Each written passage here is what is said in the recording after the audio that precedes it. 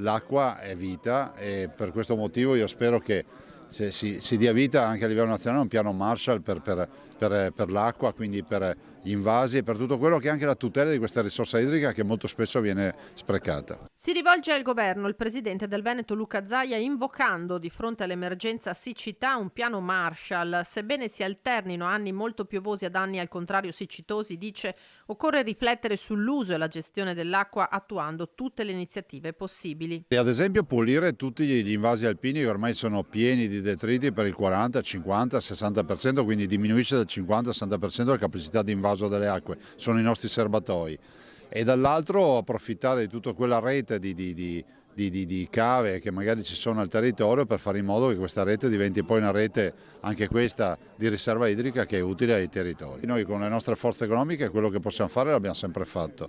Ovviamente qui ci vuole una nuova visione anche alla luce del fatto che l'acqua arriverà, la pioggia arriverà, però è innegabile che ci sia anche un cambiamento climatico, per cui per far fronte a questo delta rispetto al passato, questa differenza rispetto al passato è giusto, si mettono le basi per una strategia a livello nazionale. Siamo in un momento veramente difficile da questo punto di vista, se non drammatico, perché la siccità porta delle difficoltà sia per quel che riguarda il consumo umano e animale e per la coltivazione, ma soprattutto anche per quel che riguarda gli incendi.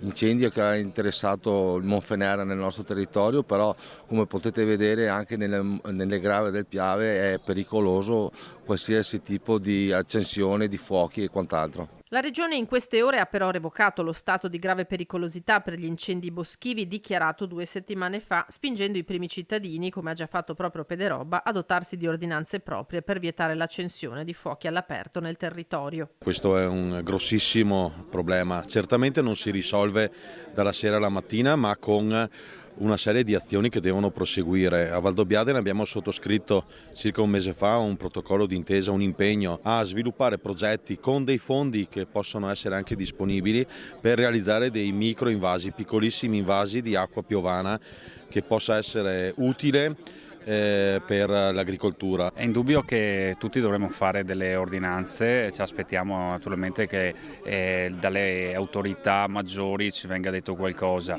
Vediamo che stiamo ripetendo quello che è successo lo scorso anno. È chiaro che cominciamo a preoccuparci perché naturalmente non solo mancherà l'agricoltura ma mancherà anche le persone e questo bene prezioso.